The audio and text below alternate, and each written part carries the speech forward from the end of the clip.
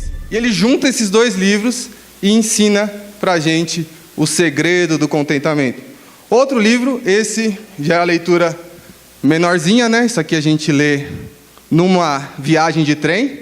Todo mundo aí que pega o trenzão, pega o busão. É numa viagem a gente lê, que é Aprendendo Contentamento em Todas as Circunstâncias. Este livro aqui é do Robert Jones. Então, essa leitura, ela flui mais rápido. E esse daqui também, irmãos, é uma leitura, é que ele é um pouco maior, mas é uma leitura fácil, gostosa. É uma leitura que faz muito bem para a gente mesmo. Então, gostaria de convidar a igreja para a gente abrir as nossas Bíblias em Filipenses. Nós vamos ler no capítulo 4, do versículo 10 até o versículo 13. Nós vamos estudar o primeiro capítulo deste livro aqui, do Segredo do Contentamento, do William Barclay. Então, este é quase que ipsis literis o primeiro capítulo, que se chama A Natureza do Contentamento. Está aparecendo ali para nós.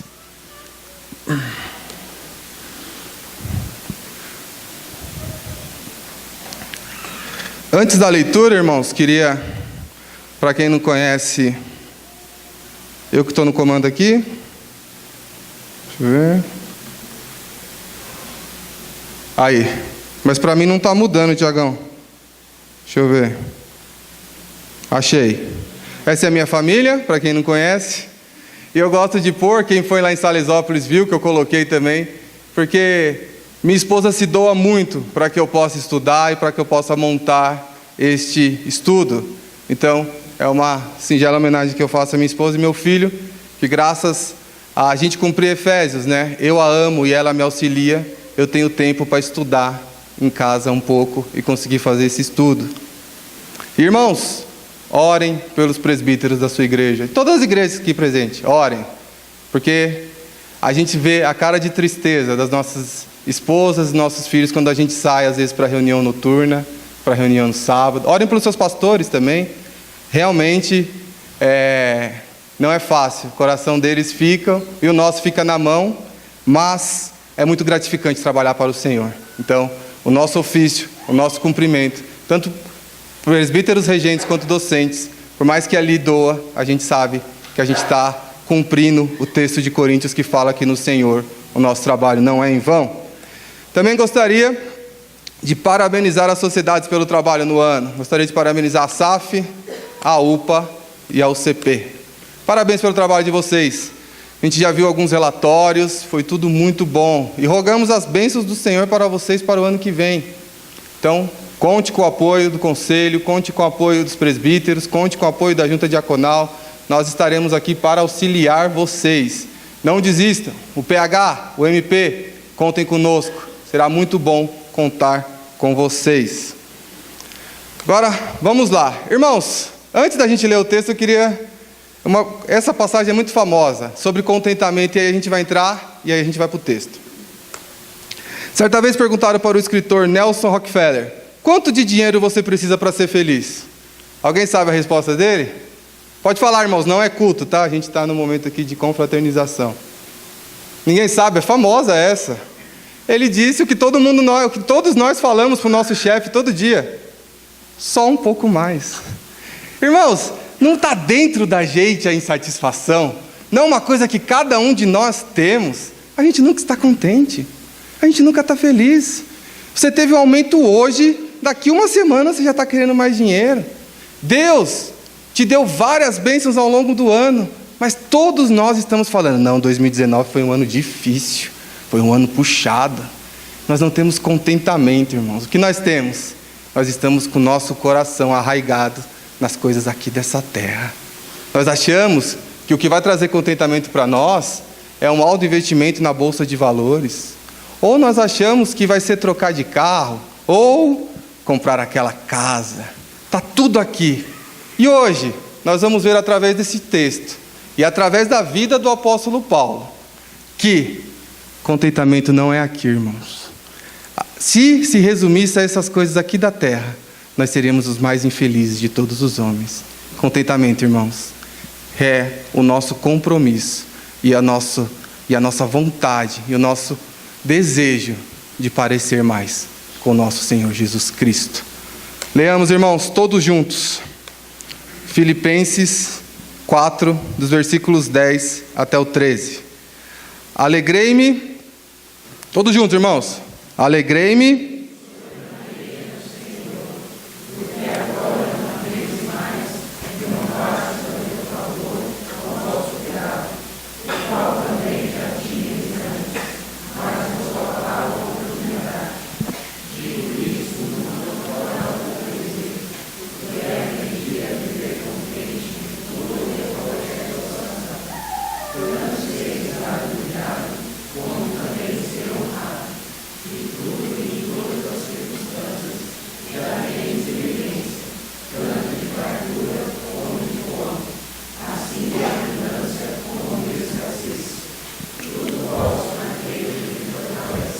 Baixem as cabeças, irmãos, vamos orar.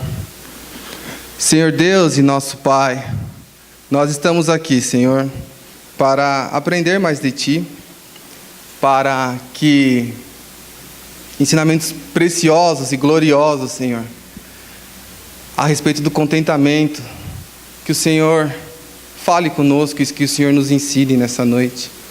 Senhor, de longe eu não sou a pessoa mais capacitada do mundo para falar de contentamento. Senhor, como eu murmuro, como eu falo mal, como eu reclamo das coisas, Senhor. Muitas vezes, Pai, parece até que a gente mais reclama, Senhor, do que agradece. E eu estou nessa lista, Senhor, portanto, sem o poder do Teu Espírito, tudo que nós formos estudar aqui, Senhor, não será edificante. Porque só através do Espírito Santo que nós vamos chegar no verdadeiro contentamento. Então, Senhor, se for propício a Ti, permita que através do Teu Espírito, o Senhor fale com cada um de nós nesta noite. Nós desejamos ouvir a Tua voz. Nós desejamos aprender mais de Ti. E nós desejamos aprender sobre este assunto tão delicado, Senhor, e tão esquecido, e tão não falado por muitos irmãos, Senhor, sobre contentamento. Saber, Senhor, que em tudo o contentamento é estar mais perto de Ti, Senhor. É nos aproximarmos de Ti. É entender da Tua providência, em que em qualquer circunstância, Senhor, a Tua vontade é boa, perfeita e agradável. Fale conosco, Senhor, se revele a nós de uma maneira que ao entendemos sobre o que é, se for a Tua vontade, entendemos o que é contentamento, que nós pratiquemos, Senhor. Não para a nossa glória, Senhor, mas para a glória do Teu nome. Que o contentamento traz isso, Senhor, é entender que nós não precisamos aparecer, que quem aparece é Cristo, quem aparece é o Deus Todo-Poderoso. Fale conosco, Senhor, se apiede de nós e faça que na nossa igreja nós pratiquemos o contentamento. Rogamos as Tuas ricas bênçãos, Senhor, no nome de Jesus. Amém. Vamos lá, irmãos, que meu tempo está curto. Eu não vou enxergar. Vamos lá. Esse é o apóstolo Paulo. Ele testifica que aprendeu a estar contente em toda e qualquer circunstância. Ele está numa busca constante pelas circunstâncias certas que lhe trazem felicidade. Ele está contente, independente da situação. Agora nós vamos ver que o apóstolo Paulo, nós já sabemos, porque foi lido aqui, explicado pelo pastor e pelos presbíteros, que o apóstolo Paulo está preso. A carta de Filipenses exala contentamento cristão.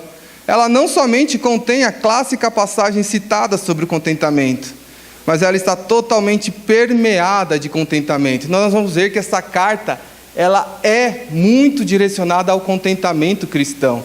Vamos ver agora que o apóstolo Paulo está preso, tudo o que está acontecendo com ele. Paulo escreveu essa carta em Filipenses da prisão. Ele lutava com a dúvida sobre como sua prisão terminaria em liberdade ou morte. Ele tomou conhecimento que haviam pessoas tentando prejudicá-lo enquanto estava preso. Pode ver isso lá nos versículos 15 e 17 do primeiro capítulo. Contudo, apesar das circunstâncias, ele tinha alegria e exortava os filipenses a se alegrarem. Isso é contentamento. Irmãos, toda vez que a gente lê essa carta de Filipenses, a gente tem que lembrar o quê? O apóstolo Paulo está preso. Ele sabe se vai sair ou não? Não sabe. Mas ele escreve sobre contentamento. Não só nessa carta, irmão. 2 Coríntios está banhada de contentamento. O apóstolo Paulo está ensinando contentamento. para aquela época que era muito mais difícil falar de contentamento do que agora. Hoje, nós não corremos risco de morte falando do Evangelho. Naquela época eles corriam. Hoje, a maioria do nosso país se diz cristão. Naquela época ninguém era cristão. Pelo contrário, eles queriam matar quem se dizia cristão. E ele está falando, e ele está contente. E ele está falando para a igreja aos Filipenses: tenham contentamento. Se quiséssemos aprender de contentamento, um bom ponto de partida é meditar na carta aos Filipenses. Esse será o foco de boa parte desse estudo. Nele aprenderemos a ter contentamento nas aflições e aprenderemos quais os perigos de um espírito murmurador e descontente. Entre outras as coisas, começaremos olhando para uma passagem bíblica clássica, no qual Paulo descreve a natureza do contentamento, que a gente já leu. Irmãos, o importante é lembrar que, ao contrário do contentamento, quem são, irmãos? Murmuradores e pessoas descontentes. Como é legal trabalhar do lado daquela pessoa que só reclama. Quem não precisa se entregar, mas só reclama, nada tá bom. Começa a segunda-feira, a gente chega legalzão para trabalhar na segunda, a pessoa já está. Gente, no trabalho ainda vai. E quando na igreja tem aquelas pessoas que só reclamam. Nada tá bom, nada acontece. Nenhuma decisão tomada é edificante. Irmãos, isso não é contentamento. Nós precisamos de contentamento de verdade. E o contentamento de verdade, o contentamento bíblico, é você não se demonstrar uma pessoa descontente e não ser um murmurador. Prosseguindo, essa passagem nos ensina várias lições sobre a natureza do contentamento cristão. Nós vamos meditar sobre 4 essa noite, irmãos, talvez 3, que o tempo urge. Vamos lá. O primeiro, você pode viver contente. Por que você pode viver contente? Ah, Tiago, essa é fácil, porque Cristo morreu por mim. Então a gente sabe de cor as respostas. Se Cristo morreu por você, você pode viver contente. Mas, irmãos, nós podemos destrinchar mais um pouco isso. A primeira lição que aprendemos em Filipenses 4, de 11 a 13, é que o contentamento é um alvo que pode ser atingido. Sabemos disso porque Paulo alcançou o contentamento. Podemos ser tentados a pensar assim: bem, Paulo era apóstolo, ele estava num patamar espiritual superior ao meu. Ele pode ter alcançado o contentamento, mas eu não consigo. Nós não temos essa impressão? Gente, é fácil para o apóstolo Paulo ter contentamento. Ele no caminho de Damasco lá, Jesus apareceu para ele. Para mim foi quem? Foi o Tiago falando um dia. Não, gente. Cristo fala conosco através da Bíblia. E é por isso que nós temos que ter contentamento.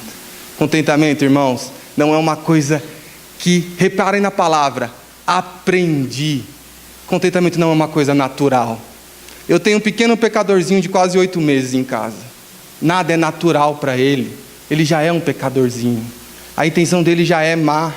E a missão minha e da minha esposa é tirar essa maldade de dentro dele e levar ele para Cristo e até o Espírito Santo fazer a obra. Irmãos, nós precisamos aprender do contentamento. Nunca vai ser natural para a nossa vida. Nunca será uma coisa orgânica. Será uma coisa difícil. Contentamento não é fácil, irmãos. Não pense que o apóstolo Paulo aqui, quando escreveu essa carta, tinha uma vida que todos nós queríamos ter. Não, longe disso. Ele já tinha quase morrido. Ele já tinha passado por naufrágio. Ele já tinha passado coisas que nós não fazemos ideia, irmãos. Fome, falta de dinheiro, abandono de amigos. Tudo que você pode imaginar ele já tinha passado. Mas ele escreve sobre contentamento. Paulo, porém, não alcançou o contentamento por ser um super-herói espiritual. Ele diz: tudo posso naquele que me fortalece. E o mesmo Deus que fortalece Paulo também nos fortalece os que creem nele. Irmãos, isso aqui não é uma mensagem de autoajuda, tá? Vamos jogar e vamos ganhar o jogo hoje. Por quê? Tudo posso naquele que me fortalece. Não, desculpa aí, adolescentes. Vocês vão ganhar o jogo se Deus quiser. E vocês vão ter que ter contentamento, se ganhar ou se perder o jogo. Isso que Deus ensina pra gente. É importante identificar que quando Paulo diz todas as coisas, ele não quer dizer que Deus nos dá capacidade para fazer o que queremos, mesmo que o nosso intuito seja teoricamente bom. Paulo quer dizer que Deus dá poder para o seu povo, para que o seu povo adquira essa importante virtude da vida cristã, o contentamento. Entende, irmãos? Não é eu vou determinar. Não. É tudo que Deus me dá, eu vou aceitar, porque eu entendo que é bom. Irmãos, nós aprendemos muito, e muito aqui na igreja, sobre uma doutrina muito boa, que é da soberania de Deus e a participação humana. Mas nós falamos tão pouco da doutrina da providência. Deus é bom, irmãos, por meio de pessoas boas e por meio de pessoas más. E Ele usa também pessoas más para fazer coisas más e pessoas más para fazer coisas boas. Essa é a doutrina da providência. Tudo que opera é porque Deus quer.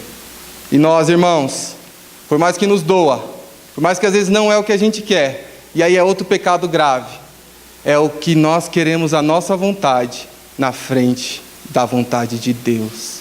Entende, irmãos? Quando você tem um espírito murmurador, quando você está descontente com aquilo que Deus faz, você não está descontente com a decisão que foi tomada por tal pessoa. Você está descontente com a decisão que Deus tomou. Independente da maneira que essa decisão chegou para nós. É a decisão que Deus tomou. Ah, Tiago, mas... Irmãos, essa é a doutrina bíblica. Tem uma passagem muito... Não é uma passagem bíblica, tem uma história muito bonita. Lutero teve uma filhinha que faleceu com 13 anos. Uma doença terrível, crônica, matou a menininha. E pouco antes dela morrer, ele chegou para conversar com ela e falou: filha, o que você prefere? Estar aqui conosco ou estar com Deus? Ela respondeu, tão doente, ela respondeu: tanto faz, pai. E aquilo deixou Lutero profundamente triste. Ele falou: eu fui capaz de encarar a igreja católica inteira, Deus me usou para tudo isso, e eu não ensinei a doutrina da providência para minha filha. Minha filha está falando que tanto faz. Não é isso. Ela queria estar com Deus. Então, irmãos, fica a dica para nós, que às vezes estamos trabalhando tanto em prol de algumas coisas, e não estamos ensinando na nossa casa. Lutero sofreu disso. Se Lutero, irmãos, que só encarou todo o império de uma época, passou por isso, nós devemos nos contentar e ensinar nossas esposas, nossos filhos e todo mundo que tiver ao nosso alcance que a gente possa ensinar. Mas primeiro, a família. Irmãos, não posso ir até o final, vou ter que chegar para o segundo tópico, senão a gente não sai daqui hoje. Segundo tópico, você precisa aprender a ter contentamento. Como que a gente aprende a ter contentamento? O contentamento, irmãos, não é uma resposta humana natural para as dificuldades. Nós podemos e devemos aprender e obtê-lo a fim de nos aproximarmos mais do nosso Pai. Então é isso, irmãos. Não pensa, como eu já falei aqui, não pensa que será uma coisa fácil. Não será. O exemplo que o mundo diz de contentamento, qual que é o exemplo que o mundo diz? Você se livrou daquela doença. Que coisa boa. Isso você tem que ter contentamento. Não é, irmãos. Não é a solução que você quer que vai te dar contentamento. Mas é o que a Bíblia nos ensina. E a Bíblia nos ensina que devemos encontrar contentamento. É o fruto de estar satisfeito com Deus e ansiar para o céu. Está errado esse Deus, tá? Devia ser com D maiúsculo. Mas é isso. É aprender de Deus e ansiar do céu. Irmãos, acontecem coisas terríveis diariamente em nossas vidas. Coisas que nos tiram do foco de estar falando de Deus, de coisas que nos aproximam de Deus. E tudo isso, irmãos, é porque nós não temos contentamento. A primeira fechada que a gente toma no trânsito, na esquina da nossa casa, já faz o nosso dia ficar atribulado. E não é isso, irmãos. Às vezes, aquela fechada Deus está usando para não acontecer um perigo ali na frente. Nós devemos ter contentamento, irmãos. E contentamento não é fácil. Então, como que você vai aprender a ter contentamento? É praticando. Irmãos, não existe outro meio. Se tiver, a gente pode tentar descobrir, mas não existe outro meio. Você só vai saber uma coisa se você fazer o quê? Você estudá-la. Você só vai aprender a andar, meu filho, aprender a andar, se ele tentar aprender a andar. E assim vai, irmãos. Cada coisa é assim. Se a gente não buscar aprender aquilo, uma coisa que não é orgânica, nós não vamos conseguir. E contentamento é fácil, Tiago? Não. Não por quê? Porque envolve pecados, irmãos. E nós temos uma coisa, Com os nossos pecados, nós lustramos, mas o pecado dos outros nós apontamos o dedo. E contentamento, irmãos, é não apontar o dedo para ninguém e se contentar naquilo que Deus fez para você, naquilo que Deus te deu, e que aquilo vai fazer toda a diferença para um dia nós chegarmos no céu. O apóstolo Paulo, não é que ele sempre soube sobre contentamento, não, ele aprendeu sobre contentamento. Então nós devemos aprender. Tiago, faça um grupo de estudo então. Fazemos, irmãos. E ali a gente conta as bênçãos que Deus tem nos dado e conta as mazelas também que temos passado. Às vezes a gente cai no conto de fadas espiritual que a nossa vida não terá mazelas. Terá, irmãos, desculpa. Terá coisas que vão doer. O apóstolo Paulo foi um espinho na carne. Para nós, irmãos, cada um sabe o que é. E cada um luta contra isso todo dia. Isso serve para nos humilhar. Isso não serve para nos deixar lá embaixo. Isso serve para nos aproximar de Deus. Então, irmãos, sabe aquilo que dói em você, que dói em mim? E nós temos, irmãos. É isso que nos faz, que tem que fazer a gente se aproximar de Deus. É isso que todo dia a gente tem que orar e falar: Deus, eu já pedi para tirar. O apóstolo Paulo pediu 3 vezes e o Senhor falou não. Eu já pedi para tirar e o Senhor também falou não. Mas, Senhor, me ensine a viver contente com isso. Me ensine, Senhor, a ter contentamento apesar disso. Me ensine, Senhor. Isso tem que ser a nossa oração. Isso, sim, irmãos, é um caminho para a maturidade cristã. Terceiro ponto, irmãos, porque o tempo não para. Você não estará verdadeiramente contente até aprender a estar contente em qualquer situação que vier a enfrentar.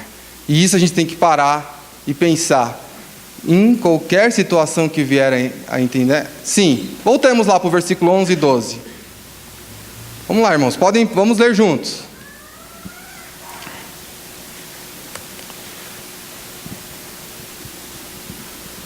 Leiamos, irmãos, com fé, a palavra de Deus. Digo isto,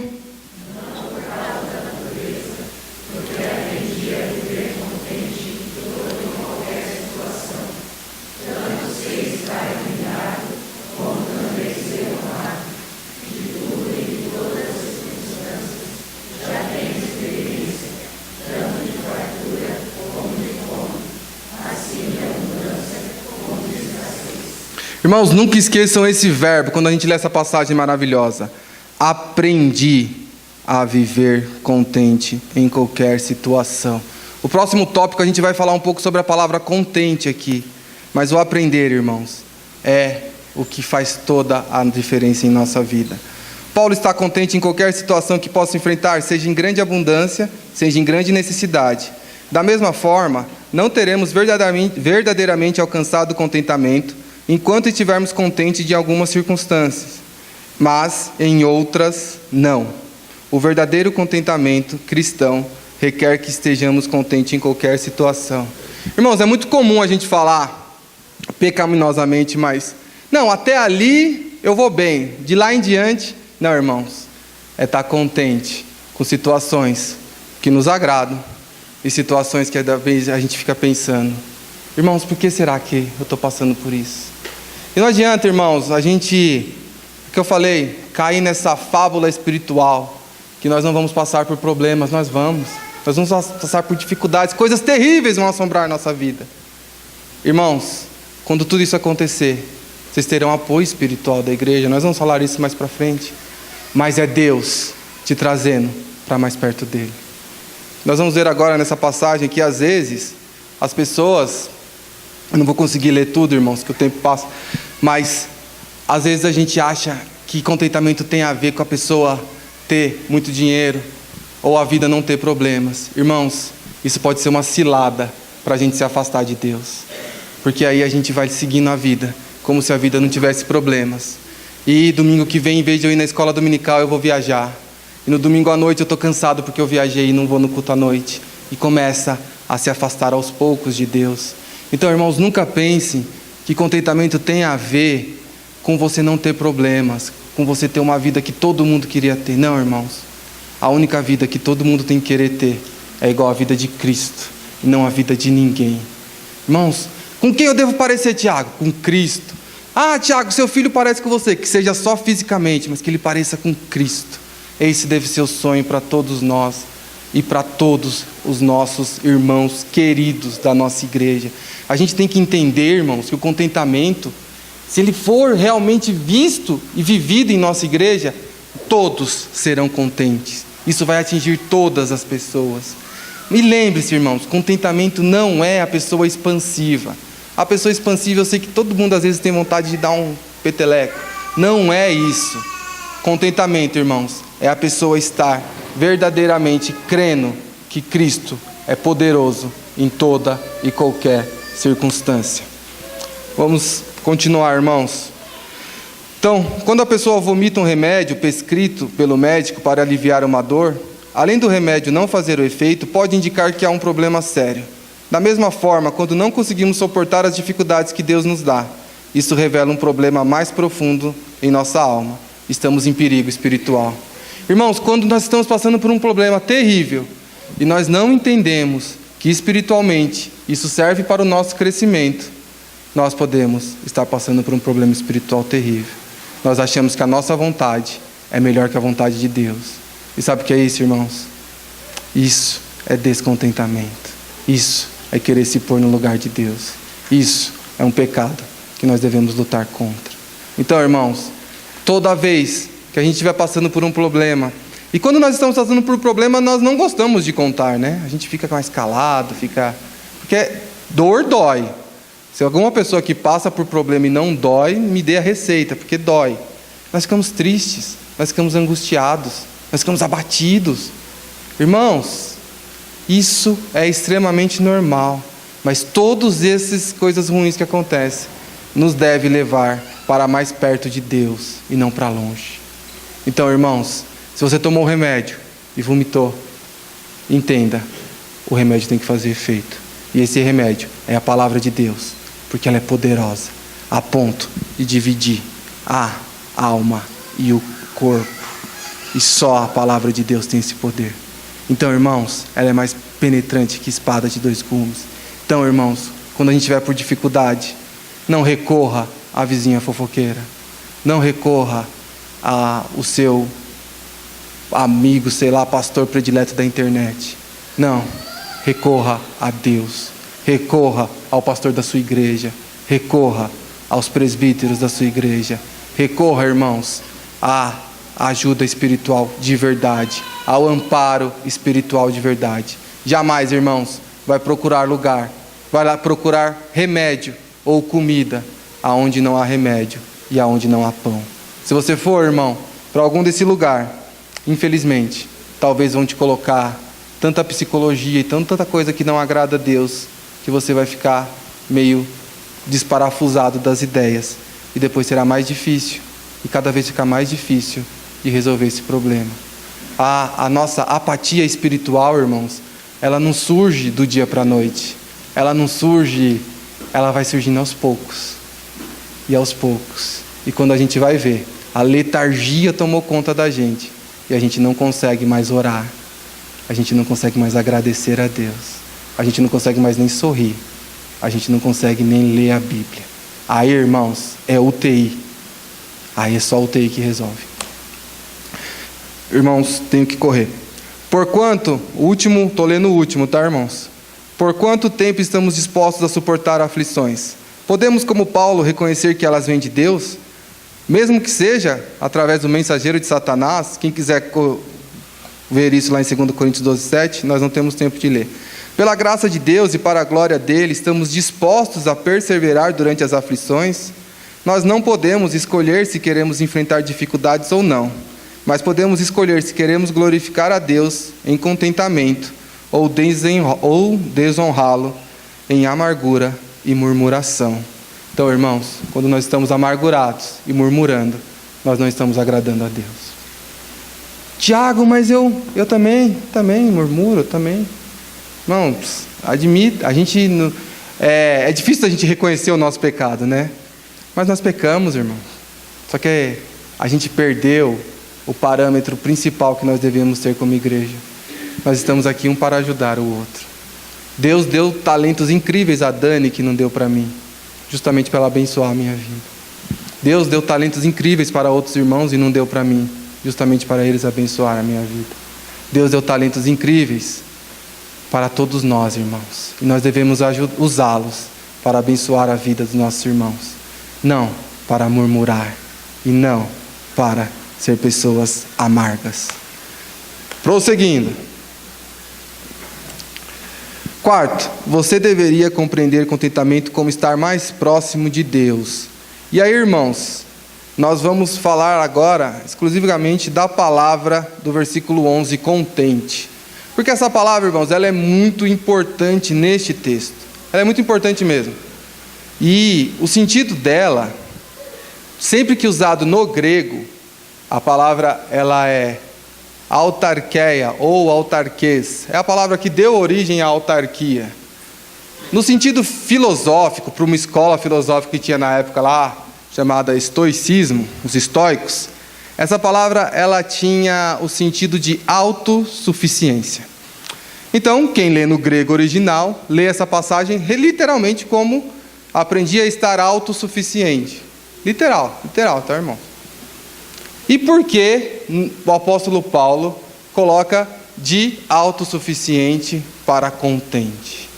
Irmãos, reparem, quem estudou um pouco de filosofia, que nem eu, que não sabe muito, os estoicos falavam o quê? O que você precisa está dentro de você. Então, você tem uma força incrível que você não consegue imaginar. Então, você consegue ser autossuficiente. A autarqueia. Mas o apóstolo Paulo está falando, não.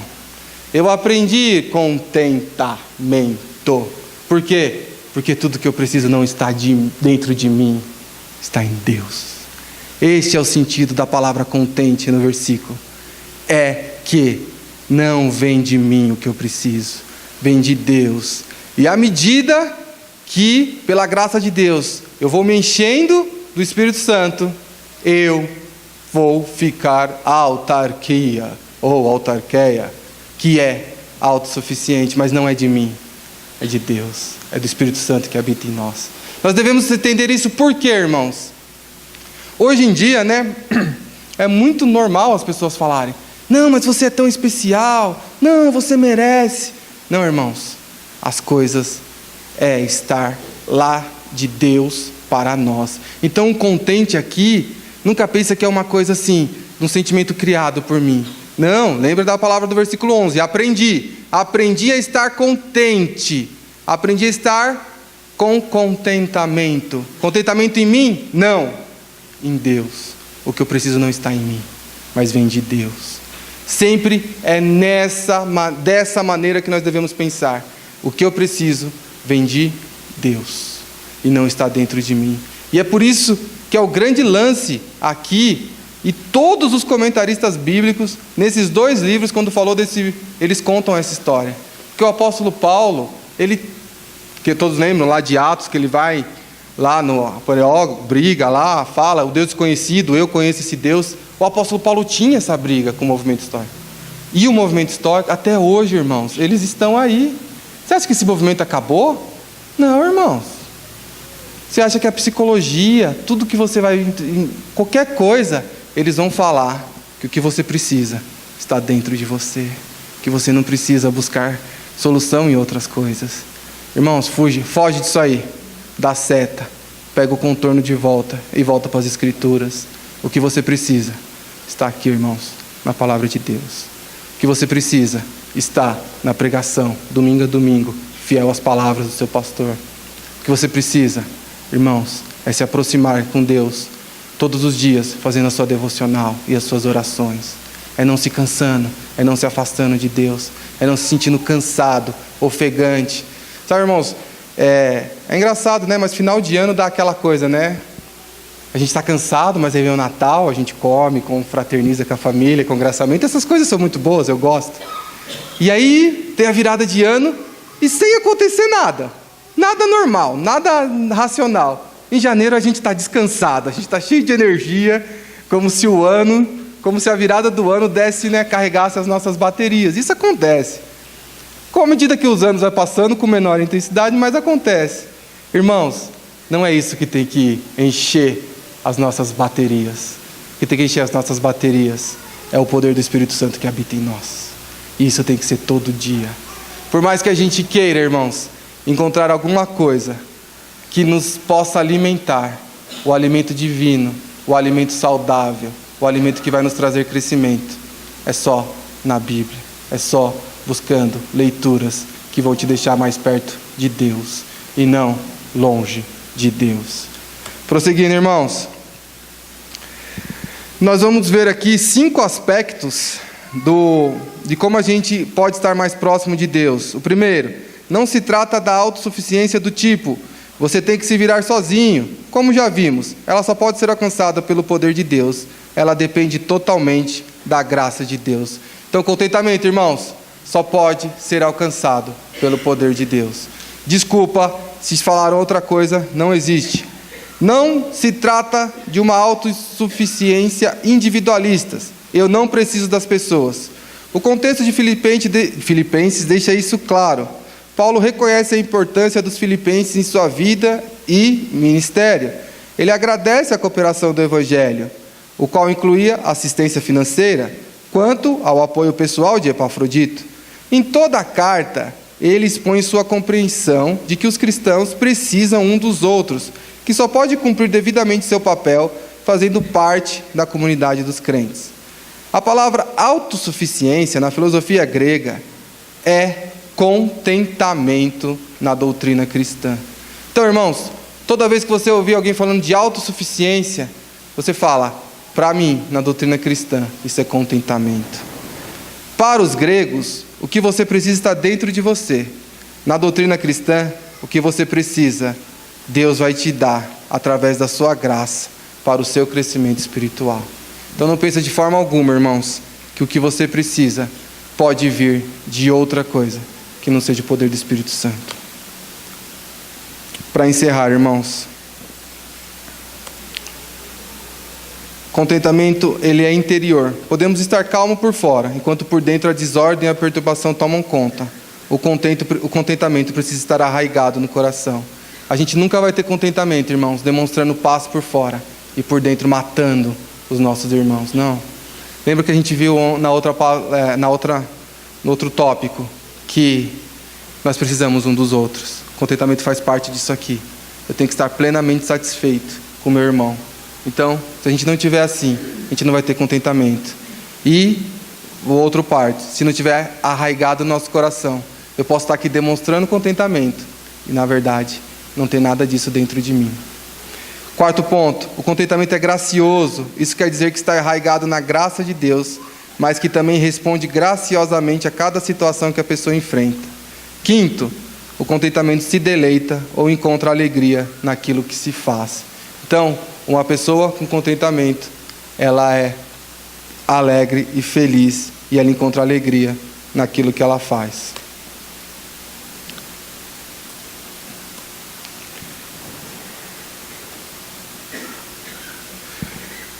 Irmãos, vamos para a conclusão.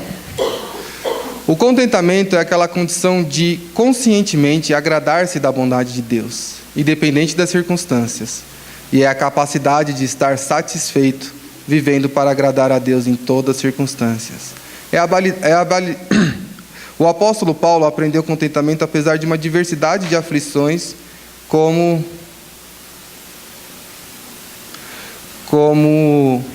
problemas financeiros, doenças, acidentes, ferimentos, solidão e problemas familiares.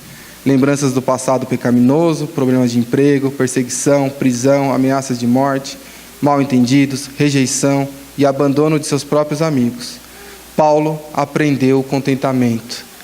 Mesmo passando por tudo isso, nós também, irmãos, podemos. Porque o mesmo Deus que Paulo falou, tudo posso naquele que me fortalece, é o mesmo que nos fortalece. Acredite, irmãos, não há nada que a gente possa fazer um pelo outro que não seja através do poder de Deus. Quando a gente faz as coisas, irmãos, sabe aquela passagem famosa que Jesus fala lá, que o pessoal que orava bonito nas sinagogas e tal, que de fato eles já tinham o que eles queriam, já tinham recebido? O que eles queriam, irmãos? Eles queriam impressionar os outros. É isso que eles queriam. Eles queriam impressionar. E de fato, eles já conseguiram aquilo que eles queriam. Eles impressionaram. Olha como ora bonito. Olha os adjetivos, os conectivos nas orações coordenadas. E era tão lindo. Mas não é isso, irmãos, que o nosso Deus quer de nós. Ele quer que a gente entre no nosso quartinho e ore ali, em secreto. Chore. Chore pelas mazelas que acontecem. E chore de alegria pelas coisas boas que nos acontecem. É isso que o nosso Deus quer com contentamento, irmãos. Lembre José, irmãos. Eu sempre, quando eu falo com as crianças, eu gosto muito da história de José. Em José, em Gênesis 50, versículo 20, ele fala aos seus irmãos: Deus me enviou antes de vós para vos preservar. Vocês intentaram mal contra mim, mas Deus transformou o mal em bem. Irmãos, quanta maturidade espiritual requer de nós para falar o que José falou? É difícil demais, irmãos. Não é fácil. Eu fico pensando o tanto de crueldade que viria na minha cabeça se eu tivesse a possibilidade que José teve. Eu sei, irmãos, que essa é a primeira coisa que nós pensamos. Mas José, ele sabia do contentamento cristão. Então ele estava feliz. Ele estava feliz porque Deus preservou a vida dele para que pudesse preservar todo o seu povo ali na frente. Ele entendeu todas as dificuldades que ele passou.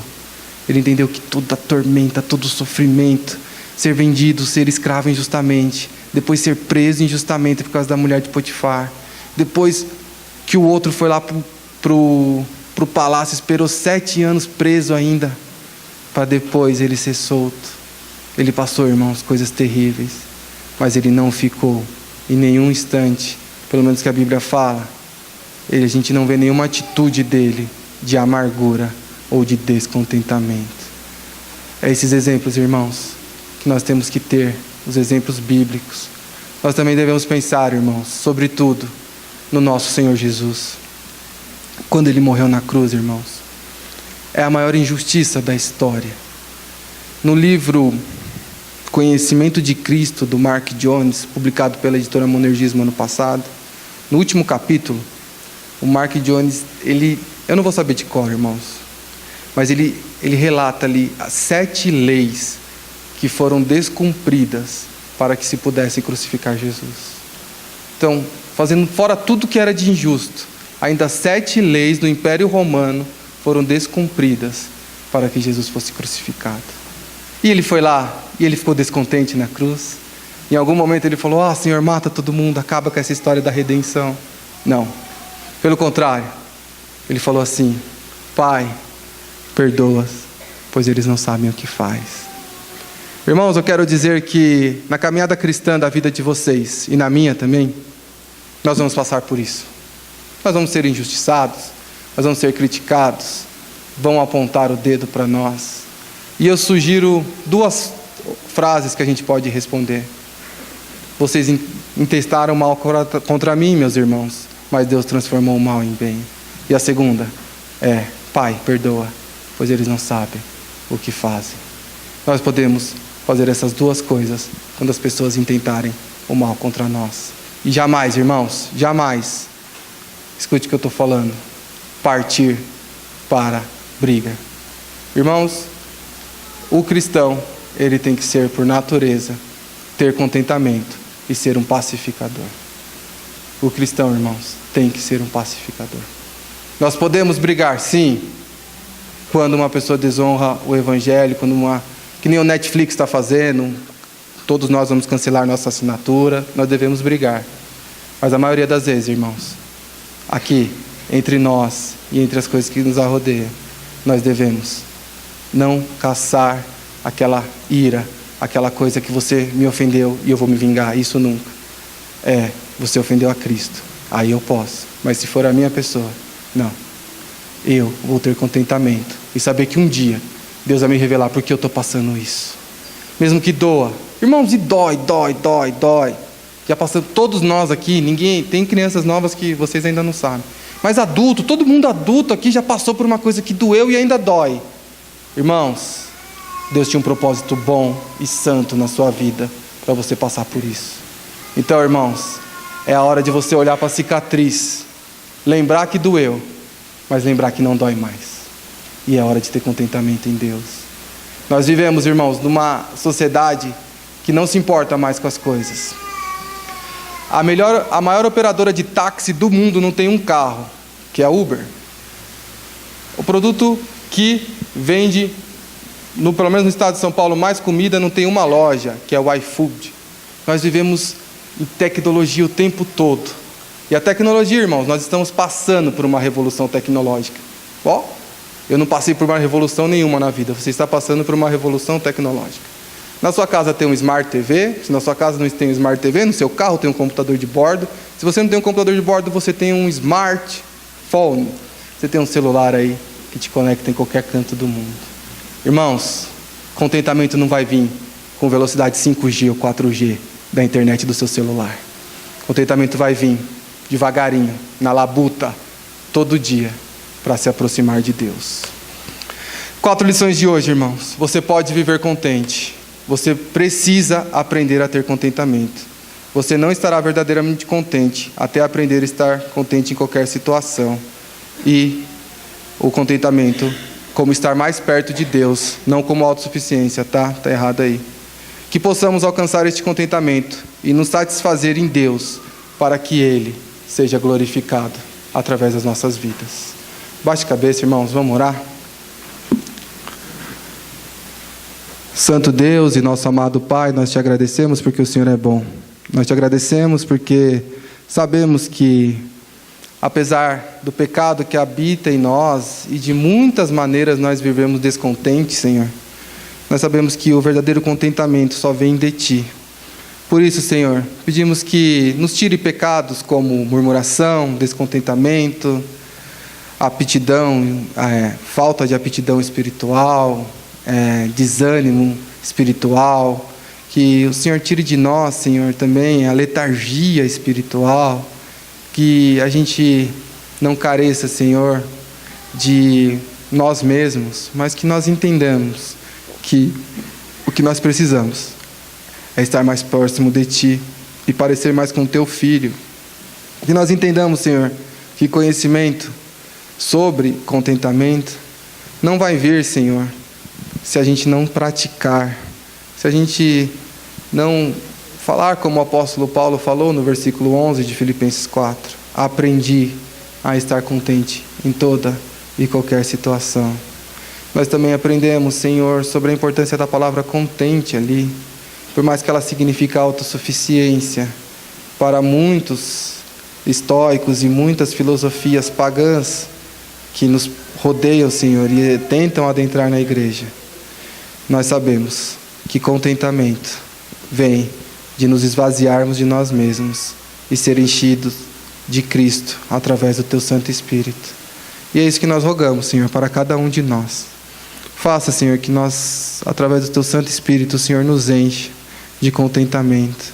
Não, Senhor, ser uma pessoa expansiva, ser uma pessoa engraçada. Não, isso não é contentamento. Isso, Senhor, é personalidade, é caráter, é traço de personalidade. Mas o contentamento, Senhor, é a coisa mais maravilhosa, é uma das coisas mais maravilhosas que nós podemos viver na terra. Saber, Senhor, que por mais que a gente sofra aqui, no céu não vai ter sofrimento nenhum. Saber, Senhor, que esse sofrimento aqui é passageiro. Senhor, saber que por mais que soframos, nós nunca vamos sofrer mais do que o nosso Senhor Jesus Cristo na cruz do Calvário. E ali sim, Senhor, e ali sim foi injusto. O nosso sofrimento, Senhor, é totalmente aceitável, porque nós pecamos e pecamos muito. E entendemos, Senhor, que o Senhor ainda alivia para nós, e somos gratos por isso. Portanto, Senhor, nos encha como igreja, Senhor, de contentamento. Nos encha, Senhor, do Teu Santo Espírito de tal modo que a gente aprenda, Senhor, a que os irmãos têm dons e talentos e que os dons e talentos servem para nós nos servirmos uns aos outros. Senhor, nos dê aqui, Senhor, nos derrame as Tuas ricas bênçãos de servirmos uns aos outros com os nossos dons e talentos, de tal modo, Senhor, que seja visto a vontade que nós temos de ter contentamento, apesar, Senhor, de saber que o contentamento inteiro e sem nenhuma marca de pecado será só na vida no céu, só depois da volta de Cristo. Mas nós sabemos que o Senhor é poderoso para nos dar contentamento, apesar de todos os males que a gente possa sofrer nessa terra. Ser propício a nós, Senhor, e faça a Tua vontade em nossas vidas, de tal modo, Senhor, que esse estudo permeie, Senhor, e nos incomode à noite, para que a gente busque o verdadeiro contentamento. Ser com as mais atividades que teremos aqui, Senhor. Ser conosco, Senhor, na volta aos nossos lares. Ser conosco, Senhor, em tudo que vamos fazer, Senhor, e que vejamos, em primeiro lugar, a glória do Teu santo nome. Obrigado, Senhor, por cada irmão aqui, Senhor, que tem sido bênção na minha vida. Obrigado, Senhor, e eu peço, Senhor, dê contentamento a todos nós. Porque com esse contentamento, Senhor, nós vamos passar e vamos ter uma nova fase na maturidade cristã. E vindo, Senhor, a nova fase na maturidade cristã, nós estaremos mais prontos para servirmos uns aos outros, como irmãos que somos, como o corpo de Cristo. E a nossa vontade, Senhor, de chegar ao céu vai se aproximar, conforme nós fomos amadurecendo aqui nessa terra. Te agradecemos por tudo, Senhor. Te agradecemos pela SAF que trabalhou este ano, pela UPH, pela PH que vai ter ano que vem, pela OMP que terá ano que vem. Nós te agradecemos pela UPA, pela UCP, pelo MAS, Senhor. O trabalho fantástico que a irmã Geni faz no MAS, a ajuda que ela faz, o trabalho social. Senhor, quantas bênçãos e quantas roupas, quanto abrigo, quanta coisa que ela não conseguiu ajudar pessoas que não tinham nada. Ó, Senhor, faça e desperte em nós, Senhor, fazer um juntamento de coisas de assistência social, Senhor, como foi feito no livro de Atos. Ó, Senhor, e nós que somos calvinistas, Senhor, nem sabemos o tanto que João Calvino fez com os diáconos treinando para assistência social. Ó, Senhor, abençoe a vida da irmã Geni à frente desse trabalho. Lhe dê força, coragem, capacidade, Senhor. Lhe dê contentamento, Senhor. Saber que às vezes o trabalho parece que está puxado e que a gente não vê resultados e que ela pode ter tristeza. Mas coloque no coração dela, Senhor, que nosso trabalho para o Senhor não é em vão. E quem vai dar e mostrar os resultados não será nessa terra, será no céu, Senhor. E é isso que nós estamos aguardando. Ser com demais irmãos, Senhor, todos que trabalharam ao longo deste ano. Nós trabalhamos muito, Senhor. Fizemos muitas atividades, aprendemos muito, falamos muito, brincamos, rimos. O Senhor nos deu ensino e também nos deu congraçamento.